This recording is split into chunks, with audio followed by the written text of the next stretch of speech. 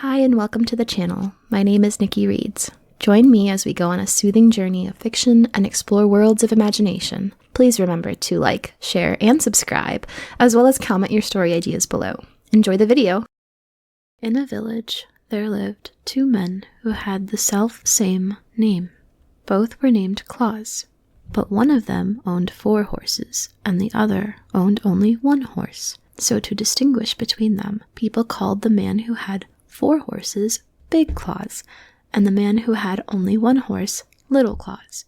The whole week through, Little Claus had to plow for Big Claus and lend him his only horse. In return, Big Claus lent him all 4 of his horses, but only for 1 day a week, and that had to be Sunday.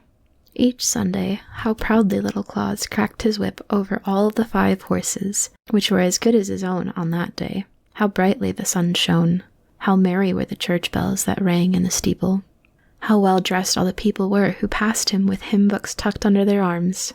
As they went their way to church to hear the parson preach, how the people did stare to see Little Claus plowing with all 5 horses. This made him feel so proud that he would crack his whip and holler, "Get up, all my horses."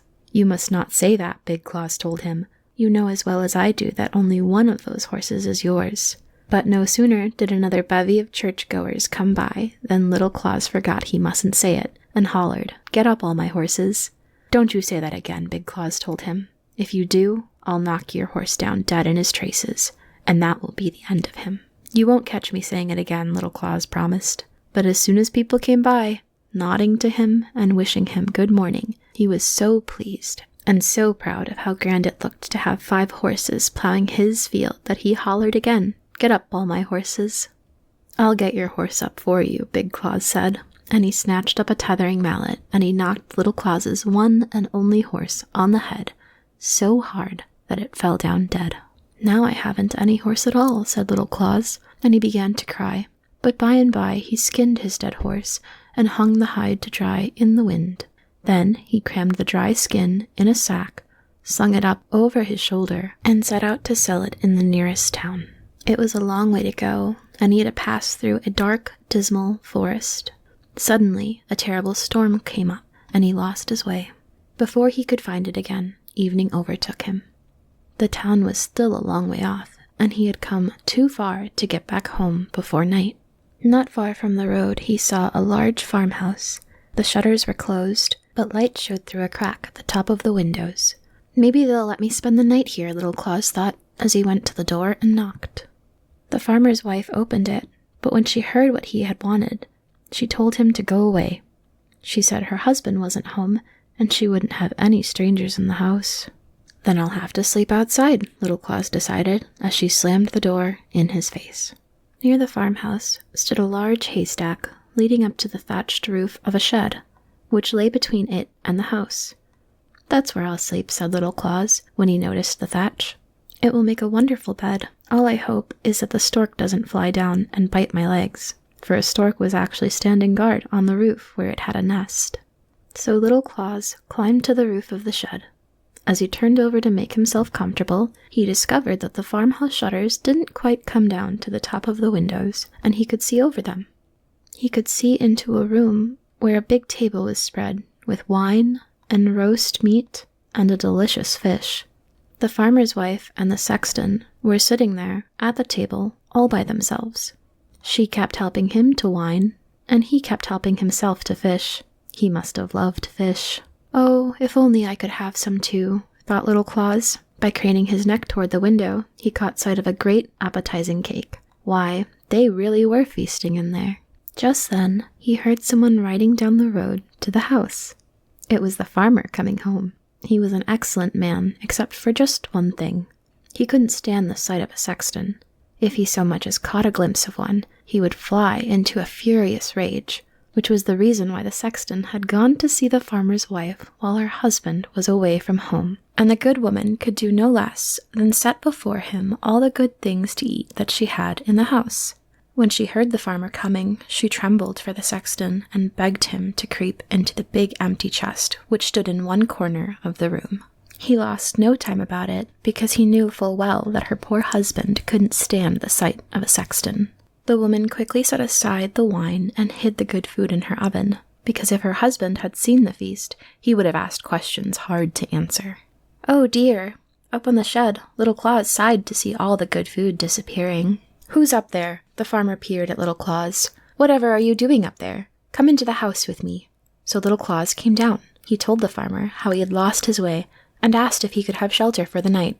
Of course, said the farmer, but first, let's have something to eat. The farmer's wife received them well, laid the whole table, and set before them a big bowl of porridge. The farmer was hungry and ate it with a good appetite, but Little Claus was thinking about the good roast meat, that fish, and the cake in the oven. Beside his feet, under the table, lay his sack with the horsehide, for as we know, he was on his way to sell it in the town. Not liking the porridge at all, Little Claus trod on the sack, and the dry hide gave a loud squeak. Shh! Little Claus said to his sack, at the same time that he trod on it so that it squeaked even louder. What on earth have you gotten there? Said the farmer. Oh, just a conjurer, said Little Claus. He tells me we don't have to eat the porridge, because he has conjured up a whole oven full of roast meat, fish, and a cake for us.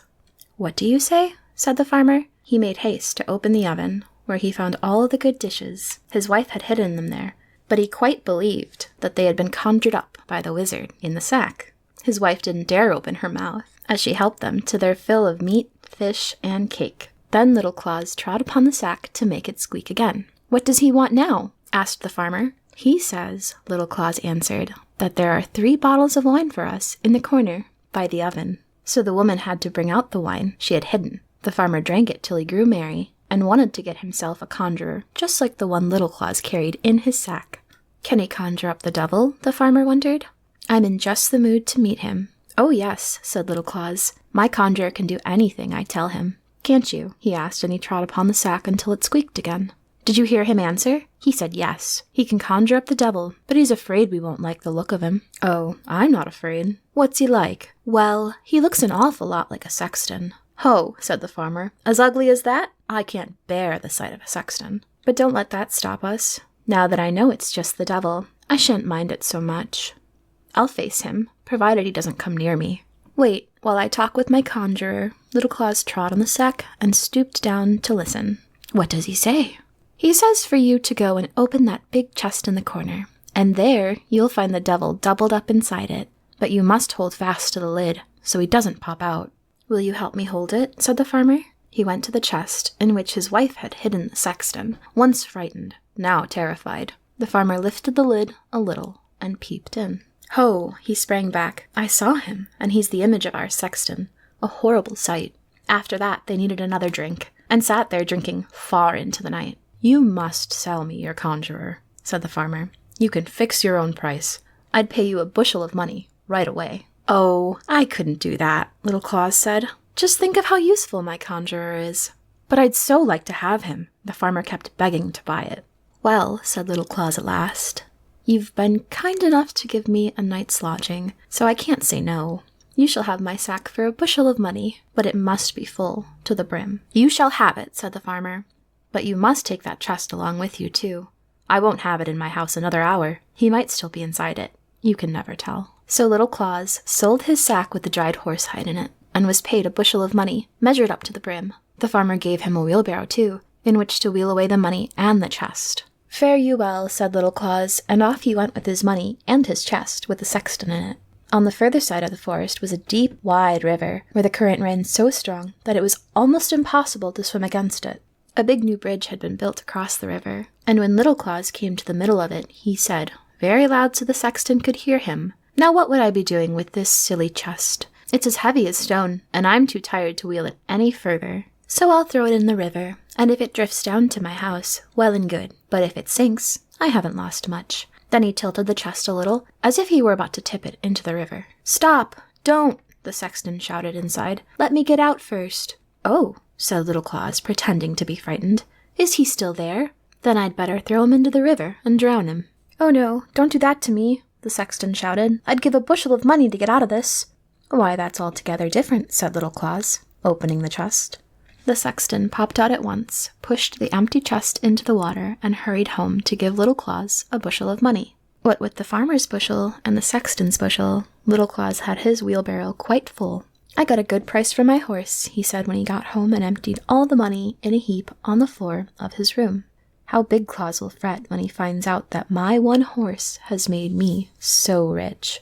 But I won't tell him how I managed it." Then he sent a boy to borrow a bushel measure from Big Claus. Whatever would he want with it, Big Claus wondered, and smeared pitch on the bottom of the bushel so that a little of what he measured would stick to it. And so it happened that when he got his measure back, he found 3 newly minted pieces of silver stuck to it. "What's this?" Big Claus ran to see Little Claus. "Where did you get so much money?" "Oh, that's what I got for the horse hide I sold last night." Heavens above! How the prices of hides must have gone up! Big Claus ran home, took an axe, and knocked all 4 of his horses on the head. Then he ripped their hides off and set out to town with them. "Hides! Hides! Who will buy hides?" he bawled up and down the streets. All the shoemakers and tanners came running to ask what their price was.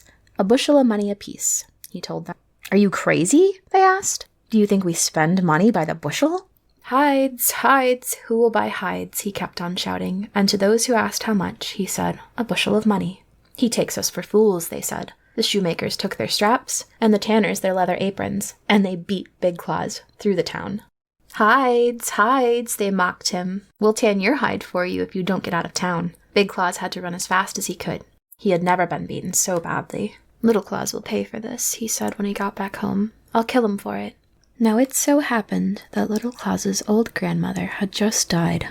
She had been as cross as could be. Never a kind word did she have for him, but he was sorry to see her die. He put the dead woman in his own warm bed, just in case she came to life again, and let her lie there all night while he napped in a chair in the corner, as he had done so often before. As he sat there in the night, the door opened, and in came Big Claus with an axe. He knew exactly where Little Claus's bed was, so he went straight to it and knocked the dead grandmother on the head, under the impression that she was Little Claus. "There," he said, "you won't fool me again." Then he went home.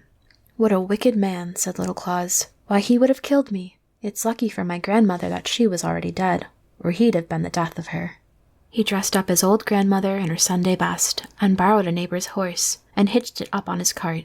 On the back seat, he propped up his grandmother, wedged in so that the jolts would not topple her over, and away they went through the forest. When the sun came up, they drew abreast of a large inn, where Little Claus halted, and went in to get himself some breakfast. The innkeeper was a wealthy man, and a good enough fellow in his way, but his temper was as fiery as if he were made of pepper and snuff.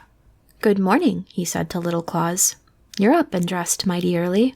"Yes," said Little Claus. "I am bound for the town with my old grandmother, who is sitting out there in the cart. I can't get her to come in, but you might be able to get her a glass of mead. You'll have to shout to make her hear you, for she's as deaf as a post." "I'll take it right out." The innkeeper poured a glass of full mead and took it to the dead grandmother, who sat stiffly on the cart.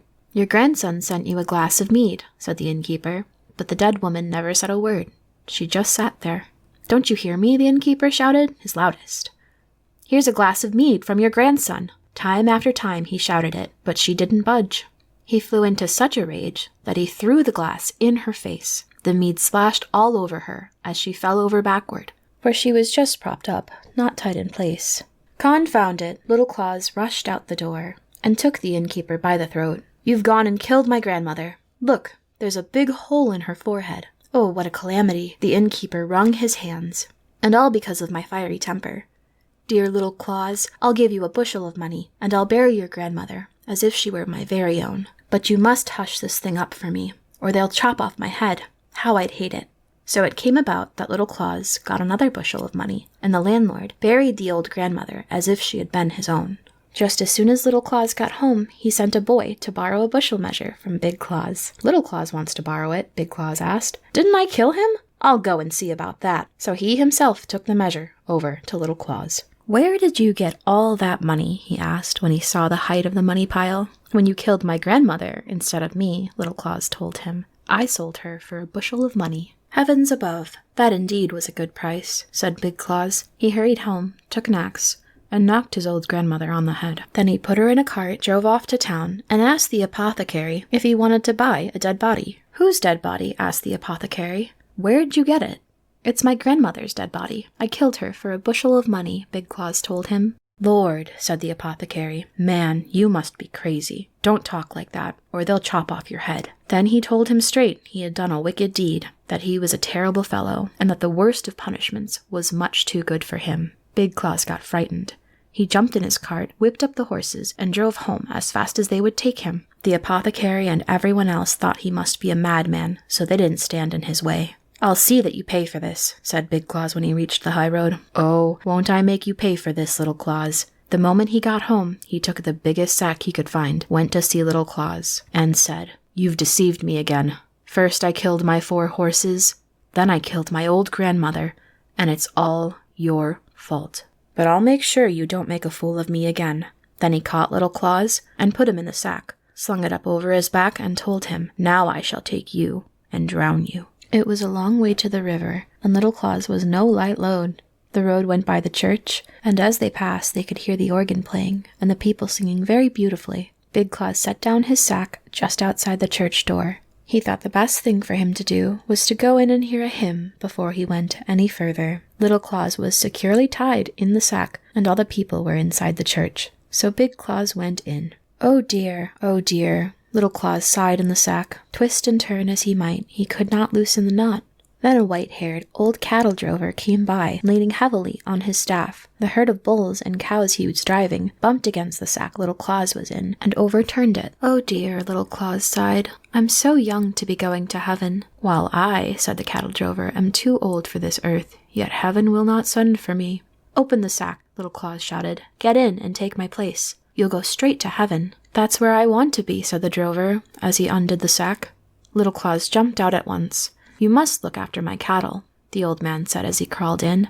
As soon as Little Claus fastened the sack, he walked away from there with all the bulls and cows. Presently, Big Claus came out of the church. He took the sack on his back and found it light, for the old drover was no more than half as heavy as Little Claus. "How light my burden is, all because I've been listening to a hymn," said Big Claus. He went on to the deep, wide river and threw the sack in with the old cattle drover into the water.